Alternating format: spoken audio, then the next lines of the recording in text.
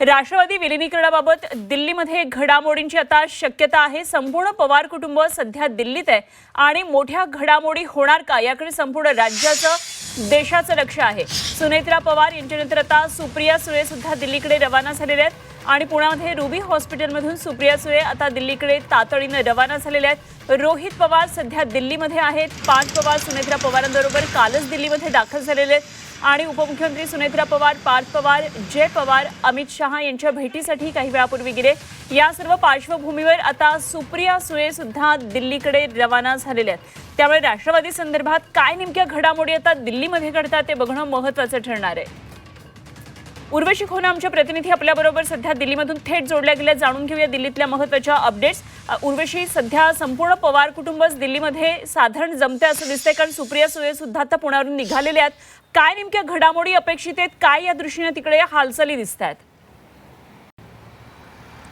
नक्कीच काही वेळापूर्वी आपण बघितलेलं की संसदेत जे एक पवार फॅमिली आहे, म्हणजेच सुनेत्रा पवार, जय पवार आणि पार्थ पवार, ते नुकतं काहीच वेळापूर्वी त्यांनी पंतप्रधान नरेंद्र मोदी यांची भेट घेतली। नंतर गृहमंत्री अमित शहा यांनासुद्धा भेटले। 40 मिनटं एका ठिकाणी म्हणजेच पंतप्रधान नरेंद्र मोदी यांच्याकडे आणि अर्धा तास असं काही अमित शहांकडे जेव्हा ते भेटले, नेमकं चर्चा राष्ट्रवादी काँग्रेसच्या विलिनीकरणवर झाली। अजित पवार यांच्या निधनानंतर ज्या प्रकाराने राज्याची सद्यस्थिती आहे त्याच्यावरती झाली। बरोबरच अजून दुसरे कोणते मुद्दे मांडले गेले या चर्चेचा भाग होता, हे सगळं बघणं गरजेचं आहे।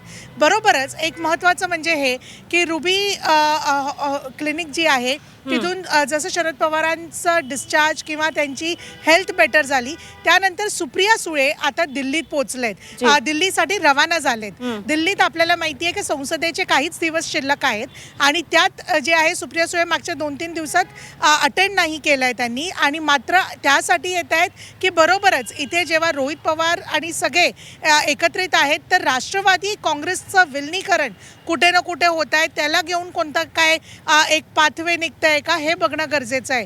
येणाऱ्या काळात पूर्ण राज्यात वेगळ्या वेगळ्या घडामोडी आणि महत्त्वाच्या घडामोडी होण्याचा संकेत निश्चितच दिसून येतो आहे, जेव्हा आज सगळे पवार कुटुंब एकत्रित राजधानी दिल्लीत आहेत। जर इथे भेट झाली आहे आणि सगळ्यात महत्त्वाचं म्हणजे 2 दिवसापूर्वीच स्वतः मुख्यमंत्री देवेंद्र फडणवीस इथे येऊन गेलेत आणि त्यांनीही केंद्रीय गृहमंत्री अमित शहांची भेट घेतली आहे। त्या भेटीत नेमकं वेगवेगळे मुद्दे तर होते, पण एक मुद्दा म्हणजे राष्ट्रवादी काँग्रेसचा विलिनीकरण आणि बरोबरच अजित पवारच्या निधनानंतरची राज्याची सद्यस्थिती आहे। सुनेत्रा पवारने ज्या प्रकारे उपमुख्यमंत्री पदाचा स्वभार स्वीकारला, त्या सगळ्यानंतर पदभार स्वीकारला, त्यानंतर सगळं काय एक नेमकं सिनारिओ आहे त्या सगळ्यांवरती चर्चा झाली आहे। तर नेमकं काही जे आहे पार्लमेंट कॉरिडॉर्स म्हणा किंवा पॉलिटिकल कॉरिडॉर्स म्हणा, या सगळ्यांमध्ये राजकीय हालचाल कुठे ना कुठे नक्कीच दिसून येते, हे खरं आहे। आणि नेमकं ती राजकीय हालचाल हे राष्ट्रवादी काँग्रेसच्या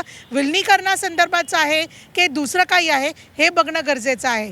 एक महत्त्वाचा मुद्दा म्हणजे हे पण आहे की राज्यसभाची सध्याची जी स्थिती आहे, म्हणजेच सुनेत्रा पवार यांना जे आहे राज्यसभाचं ते आता राजीनामा घेणार नाही आहे, राज्यसभेच्या सीटवर देणार नाही आहेत हे समजून येत आहे। त्यांना अजून 6 महिने आहेत, कारण की ते तांत्रिक विषय अजून विधिमंडळाचे पाठ झाले नाही आहेत। या सगळ्यांचं लक्ष घेऊन NDAमध्ये चर्चा करताना त्यांना हे सांगण्यात आलं आहे की आता राजीनामा नाही द्यावं आणि म्हणूनच सुनेत्रा पवार आता राजीनामा देणार नाही आहे। मात्र नक्कीच अमित शहांसमोर पार्थ पवार आणि जय पवार हे कुठे ना कुठे खूप रेअर दिसत असतात, तर ते पहिल्यांदा एकमेकांसमोर आलेत आणि म्हणून एक इंट्रोडक्शन पॉलिटिकली पण झालंय हेही समजून येतं। उर्वशी, दिल्लीतल्या सगळ्या घडामोडी अत्यंत महत्त्वाच्या आहेत, ते राष्ट्रवादीच्या दृष्टीनं, राज्याच्या दृष्टीनं जरूर लक्ष ठेवून राहा।